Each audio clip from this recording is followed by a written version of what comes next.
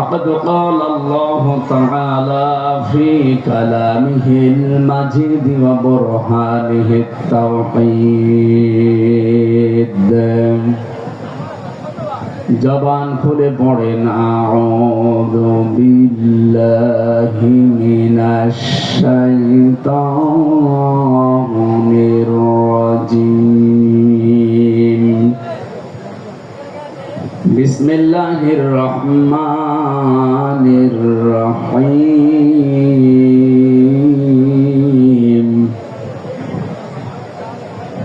والسابقون الأولون من المهاجرين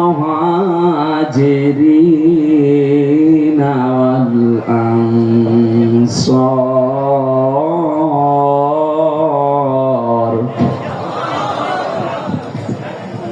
من المهاجرين والأنصار والذين اتبعوهم بإحسان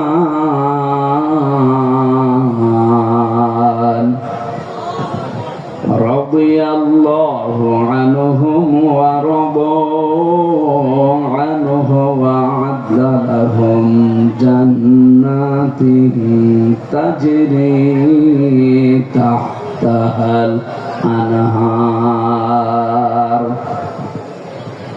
وأعد لهم جنات تجري تحتها الأنهار خالدين فيها أبدا ذلك الفوز العظيم صدقت يا ربنا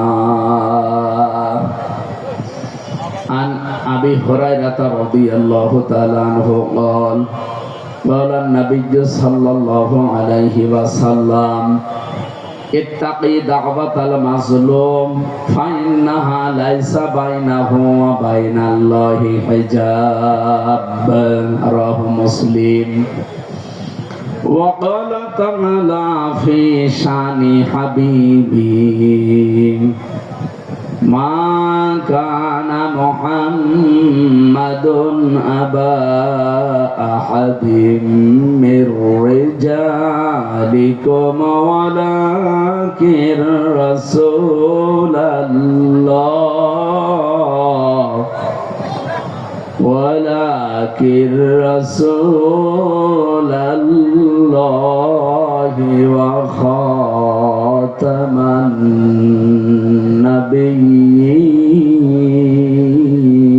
النبيين اللهم صل على سيدنا مولانا محمد وعلى آل سيدنا مولانا محمد اللهم صل على محمد وآله وأصحابه وبارك وسلم سبحانك لا علم لنا إلا ما علمتنا إنك أنت العليم الحكيم الحمد لله এত কথা বলে কেন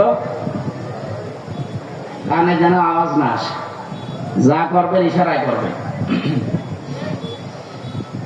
এটা রাজশাহী জেলার চন্দ্রিমা খড়খড়ি নারিকেল বাড়িয়া কেচুয়াতুর কেন্দ্রীয় ঈদগাহ ময়দানে কেন্দ্রীয় ঈদগাহ কমিটির উদ্যোগে সপ্তম বাৎসরিক তাফসীরুল কোরআন মাহফিলের স্বনামধন্য সভাপতি জনাব এস.এম. ওমর ফারুক, প্রধান অতিথি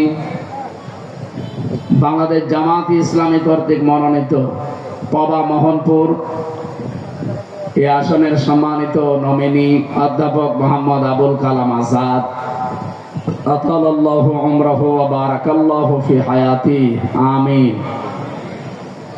এতক্ষণ যারা আলোচনা রাখলেন আপনাদের এলাকার সন্তান মাওলানা রেজাউল ইসলাম উজ্জ্বল, মাওলানা হোসাইন মাহফুজ, হাফেজ মাওলানা আব্দুর রশিদ, বিশেষ অতিথি অনেক মানুষের নাম দিয়েছেন, যেহেতু আজকে সময় কম তো একবারে দোয়া করছি ওয়ারাফা'না লাকা যিকরাক, এদের মর্যাদা সম্মান যেন আল্লাহ দুনিয়া আখিরাতে আরো বাড়িয়ে দেয়। যে জান্নাত বানিয়ে দুনিয়ায় পাঠিয়ে সুসংবাদ দিয়েছেন এবং আল্লাহ নিজে তাকে সালাম দিয়েছেন। এই পৃথিবীতে একজন মহিলা যে আল্লাহর সালাম পেয়েছে এবং জান্নাতে অলরেডি ঘর পেয়েছে জীবিত অবস্থায়, অথচ খাদিজা জীবনে একটা ওয়াক্ত নামাজ পড়েনি, এক ওয়াক্ত নামাজ পড়ে, একটা রোজা রাখেনি, জীবনে একদিনের জন্য পর্দায় থাকেনি। বলেন, তারপর জীবন আমি পড়ে দেখেছি, জীবনে কোনোদিন তিনি পর্দায় ছিলেন না, নামাজ পড়লেন না, রোজা রাখলেন না, হজ করলেন না, যাকাতও দেননি, পর্দাও নেই, অথচ আল্লাহ সালাম দিয়েছে, জান্নাতে ঘর বানিয়ে পাঠিয়েছে।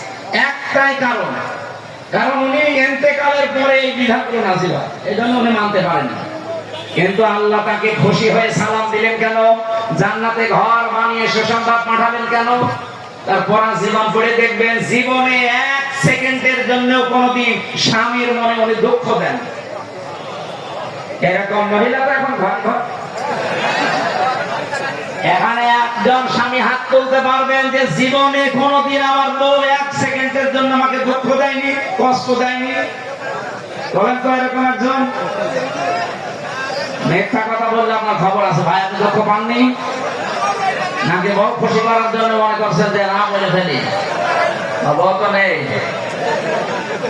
না, আমি হাসির জন্য বলি নাই ভাই, আমি হাদিস বললাম। দেখেন, এই যে হাজার হাজার স্বামী আমরা মা বোনেরা যারা এসেছেন, আমি জানি না আপনারা আছেন কিনা, আপনি চিন্তা করেন, আপনি নামাজ পড়েন, রোজা রাখেন, কালো বোরকা পড়েন, নফল রোজা রাখেন, একটা স্বামী হাত তুলতে পারতো না? আমিও পারিনি, আমি আন্দাজ মিথ্যা কথা বলবো না, আমি দুঃখ পেয়েছি এই জন্য আমি পারিনি। এখানে আমার একটা স্বামীও পেলাম না। মা বোনেরা, জান্নাত যাওয়া কিন্তু কঠিন হয়ে যাবে। আর এখন যদি ওরা বলে হুজুর ওয়াজটা একটু উল্টিয়ে করেন তো, যে একটা স্বামী একটু হাত তুলুক তো, জীবনে স্ত্রীর মনে দুঃখ দেয়নি।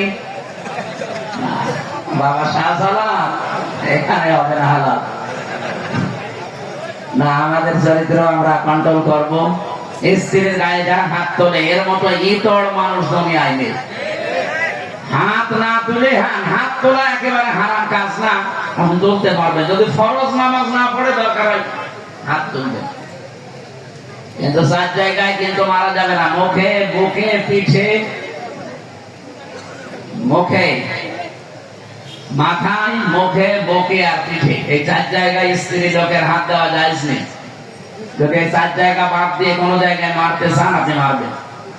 খালি নামাজ না পড়লে, রোজা না রাখলে, ফরজ রোজা, জায়েজ যে পর্দাটা আছে, এই পর্দাটা যদি না করে, আর 4 নম্বরে যদি স্বামীর জায়েজ কথা না শোনে। কথা বোঝা গেছে? মা বোন যারা এসেছেন, আপনার জান্নাত পাওয়া অতি সহজ। স্বামী যখন বাইরে থেকে আসবে কর্মজীবন শেষ করে, দুনিয়ায় যত কাজ আপনার হাতে থাক সব বাদ। এখন তার সময় দেওয়া, তার কথা মতো চলা, এখন তাকে খুশি করা পৃথিবীর সবচাইতে বড় ইবাদত। শুধু যদি ফরজ নামাজটা আর ফরজ রোজা নাও। কোন স্বামী যদি পছন্দ করে যে আমার বউ হাতা কাটা ব্লাউজ গায়ে দিলে আমার ভালো লাগে, আপনি গায়ে দেবেন? কথা বলছেন কেন? ওরা গায়ে দেয়, কিন্তু স্বামীর জন্য না, মার্কেটে যাওয়ার সময়। যে মহিলা এরকম উল্টাপাল্টা পোশাক পরে রাস্তাঘাটে আসে, কি স্বামীকে খুশি করার জন্য না পাবলিক? আপনি একটা দায়িত্ব, আর দায়িত্বের জন্য জান্নাত হারাম। নামাজ পড়ে, রোজা রেখে আর কালো বোরকা পরে কি করবেন? আমরা খাদিজাতুল কুবরার মতো মহিলা চাই। কথা বলেন না কেন? বলতে ঠিক, মুহাম্মদ রাসূলুল্লাহর মতো পুরুষ হওয়া লাগবে না? তো যাও তোমরা উস্তাদ, খাদিজার মতো বউ চাই। আমাদেরকে হওয়া লাগবে চরিত্রবান মুহাম্মাদুর রাসূলুল্লাহর মতো, খাদিজাতুল কুবরার মতো স্ত্রী আমাদেরকে আল্লাহ মিলিয়ে দেবেন। বলেন আমিন। আমার ভাইরা, সাহাবায়ে কেরামের যেহেতু অনেক অনেক মর্যাদা, আমি সবগুলো না বলতে পারলেও একটু সিস্টেমে বলছি।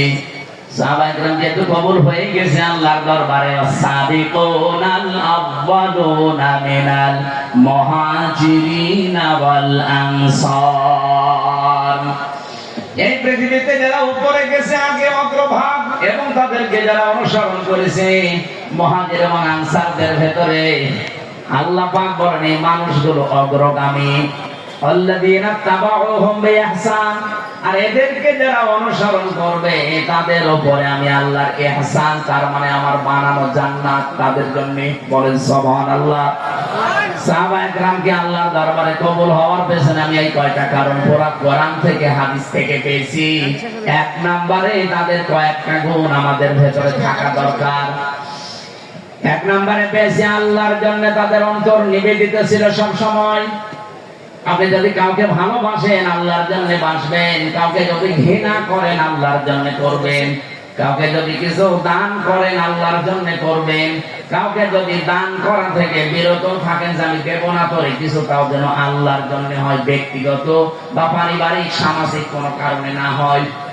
কথা বোঝা গেছে? আল্লাহ রাব্বুল আলামিন বলেন যে মানুষটার মন মানসিকতা আল্লাহর জন্য নিবেদিত থাকবে সব সময়, এটা সাহাবীদের ভেতরে ছিল। দুনিয়া একদিকে আর আমার আল্লাহর বিধান একদিকে, এই জন্য তারা আল্লাহর দরবারে খুব তাড়াতাড়ি মঞ্জুর হয়েছিলেন। দুই নম্বরে তাদের মুখে যা ছিল ওইটা তাদের মনে ছিল। মুখে বললে ওইটা মন থেকে বলতেন, লোক দেখানোর জন্য বলতেন না। তিন নম্বরে বেশি তারা নিজের উপরে অন্যকে প্রাধান্য দিতেন, যদিও নিজের অনেক কিছু দরকার আছে, প্রয়োজন আছে, এরপরও তারা অন্যকে অগ্রাধিকার দিতেন।